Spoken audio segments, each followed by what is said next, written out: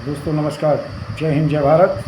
नाम रमेश सिंह, छवि पीड़ितों की आवाज़ संगठन का राष्ट्रीय अध्यक्ष, संगठन का संस्थापक, आज फिर आप लोगों के बीच में उपस्थित हुआ हूँ।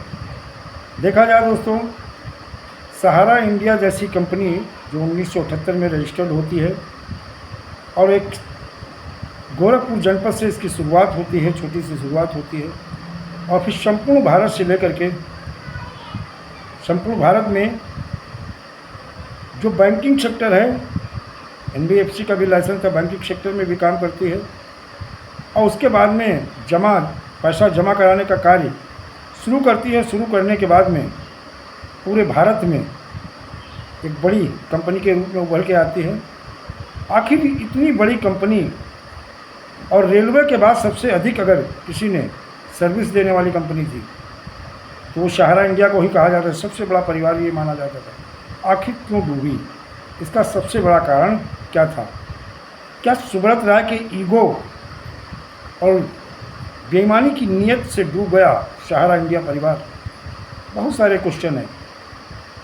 देखा जाए, सहारा सेबी प्रकरण में सहारा ग्रुप के सिर्फ 2 कंपनियां, सहारा रियल इस्टेट कॉरपोरेशन, सहारा हाउसिंग इन्वेस्टमेंट कॉरपोरेशन लिमिटेड में निवेशकों से वसूला गया धन और उस समय तक ब्याज जोड़कर मात्र 25,781 करोड़ रुपए की माननीय सर्वोच्च न्यायालय के आदेश पर सेबी के पास जमा करना था। प्राप्त आरटीआई की रिपोर्ट के मुताबिक वर्ष 2013 के मूल्यांकन के अनुसार 20,172 करोड़ की ज़मीन गिरवी रखी गई थी और 5,000 करोड़ की राशि कुछ अन्य ज़मीन बेचकर और सोसाइटियों से लोन लेकर जमा करा दी गई थी। उसके बाद भी कई जगह करोड़ों की ज़मीन और संपत्ति बची हुई थी। फिर सवाल यह है कि 20,000 करोड़ की संपत्ति की ज़मीन होते हुए भी सुब्रत राय ने 12 वर्षों में विवाद का पूरा मूलधन क्यों नहीं जमा किया? ये क्वेश्चन है।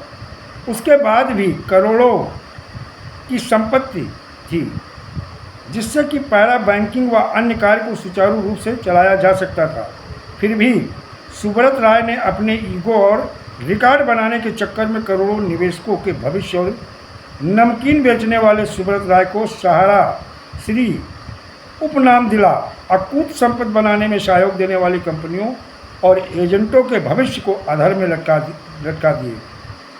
बल्कि ये कहा जाता है कि नमकीन बेचने वाला सुब्रत राय श्री सहारा श्री बनने के बाद नियत बेईमानी और समाहित, यानी उसके नियत और बेईमानी उसके अंदर समाहित हो गई, ये भी कहा जाता है। तो दोस्तों, ये सच्चाई है। कहीं सुब्रत राय के ईगो की वजह से हिंदुस्तान के 13 करोड़ सहारा निवेश का भविष्य और उनके मान सम्मान और धन से क्या खिलवाड़ किया गया है? क्या उनके ईगो की वजह से ही सहारा इस कंडीशन में खड़ी हो गई है? बहुत सारे ऐसे क्वेश्चन हैं जिनके समय समय पे आपको हमारे वीडियो के माध्यम से उत्तर मिलते रहेंगे। दोस्तों, बल्कि भुगतान का मार्ग मैंने पहले भी बताया था और फिर बता देता हूँ। आंदोलन ही एक विकल्प है। न्यायालय कागज़ पे आपको न्याय दे देगी, लेकिन ज़मीनी हकीकत अलग है। और सहारा को लेकर के ही और सहारा जैसी अन्य कंपनियों को लेकर सुप्रीम कोर्ट के आपने आदेश देके और उसके बाद क्या हुआ, इसके स्वयं आप गवाह हो। दोस्तों, जय हिंद जय भारत, वंदे मातरम।